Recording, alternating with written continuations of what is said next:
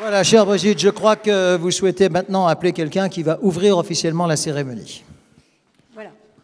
Alors, je ne veux pas recommander, Madame la Ministre, etc., mais je vais juste vous dire un petit mot particulier au sujet de notre marraine et notre chère Chantal. Chantal n'a pas pu venir ce soir parce que vous savez qu'il y a quelques semaines, son frère, le comte de Paris, est parti brutalement. Et il y a une cérémonie familiale ce soir, à sa mémoire. Oui, parce qu'on dit Chantal, il faut préciser que c'est oui, son Altesse royale, la princesse Chantal royale, de France. Chantal de France, Chantal d'Orléans, princesse de France, c'est comme ça qu'on devrait dire. Mais elle nous a fait aussi un joli cadeau, parce que pour notre tombola ce soir, elle a offert une toile, parce que vous savez que toute la famille d'Orléans peignait, le comte de Paris était aquarelliste, et elle peint sur toile, à l'huile, et avec des instruments assez curieux, et notamment des couteaux et des truelles. Voilà. Bon. Alors, chers amis, je vous remercie d'être toujours aussi fidèles, j'ai déjà dit, et je serai brève, puisque d'une part, le film que vous venez de voir, et là, vous l'avez vu, résume l'histoire de ce gala et les objectifs de la Fondation du Rhin. Et que d'autre part, son nouveau président, le professeur Christian Combes, va vous en dire aussi quelques mots juste après moi. Nous aimerions d'abord dédier à un grand monsieur qui nous a quittés récemment,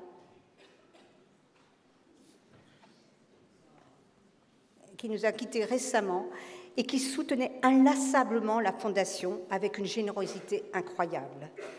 Non, nous n'oublierons jamais la présence de Serge et Nicole Dassault à nos côtés et le soutien particulier, sans faille, des deux pour la Fondation du Rhin.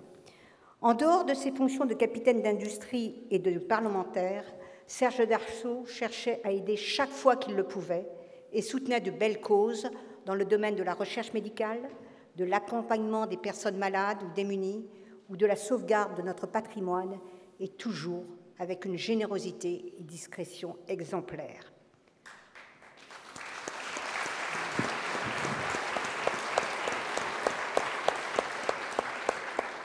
Comprendre ce que Serge Dassault cherchait à transmettre se résume dans les mots qu'il a écrits et choisis pour mettre en exergue sur le site internet de la Fondation Serge Dassault. S'engager dans le mécénat et aider la recherche n'est pas un devoir, c'est un choix, celui de la raison, certes, mais surtout celui du cœur. Merci à toutes celles et tous ceux qui font tant pour que cette soirée soit une réussite, qu'il s'agisse en premier lieu des donateurs dont la liste défile sur cet écran. On a trouvé plus utile de les mettre en photo, comme ça les gens peuvent les reconnaître, c'est mieux. Mais là, il y a pas mal de donateurs. Mais c'est pour ça. Les principaux, c'est la famille Dassault, je le répète. Vous voulez qu'on réapplaudisse, c'est ça? Oui, voilà.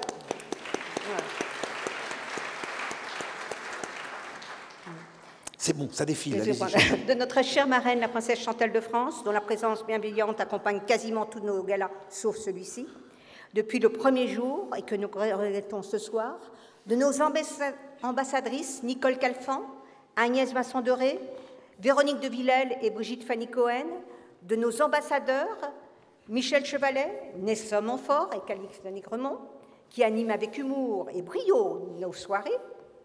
Merci enfin à Maître Mazari, toujours fidèle et qui va superviser le tirage de cette magnifique tombola. J'en profite aussi pour leur dire toute notre reconnaissance à toutes celles et tous ceux qui, par leur générosité et leur discrétion, transforment chaque année notre tombola en une tombola exceptionnelle. Et je crois, la plus belle de France. Je crois aussi. Il y a cette année 157 lots, mais tous aussi prodigieux les uns que les autres. Et on peut encore acheter des billets dès maintenant, puisque la vente continue. Un grand merci aux deux très discrètes, Yolène de Linares et Nourit Eladan Bernstein, à Édouard de Nazel, Marc de la Doucette, Hilaire Multon, toute la famille Soubiran et Philippe Loïc, Michel Bernardo, la famille Bissonnet, Laurence Baumer, Marianne Leclerc, papa Alexis, Jean-Marc Mansfeld, là ce sont les joailliers, hein, c'est toute la place Vendôme qui vient, Christine Roux et ses filles, Aurore et Véronique, ce sont les antiquaires de la rue de l'Université. Yves Guillemot, Marie-Sophie de Vaubert de Genlis. Qui font quoi dans la vie, eux, ceux-là? Parce que vous n'avez pas précisé. Ubisoft. D'accord. Vous voyez, ça, c'est pour se distraire et se relaxer. D'accord. Dans le jeu. Et bien sûr, toute la famille de Thierry Dassault, mon cher complice, pour leur générosité, en espérant toutefois n'avoir oublié personne. Je remercie aussi tous les jeunes du Rotaract Club de Paris qui vendent les billets de tombola et qui participent à leur manière au financement de nos projets et de toutes nos recherches. Je parle de projets parce qu'il y a aussi des accompagnements d'enfants et autre chose.